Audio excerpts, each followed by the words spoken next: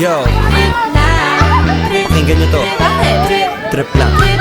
Halika na tara, madali lang talaga. Pangako pagkatapos humihinga ka, padali na pare magliliwanag na. Kung di ka sasabay, maiiwanan ka. Ang isip ay wag na gawin pang dalawa, dahil isa lang ito. Ang gusto lang naman ito ay maging masaya. Para di ka mabato, ay iwasin mo kung pananatili sa isang lugar. Ibig ko sabihin ay huwag ka papasakop sa takot, wag ka papasakop. Kapag nangate, di ka dito isipin mo. Tinipan sa lahat ng karanasan mo dito sa mundo. Bilang tao, ganoon pa rin, hindi nagbago. Pinakamasaya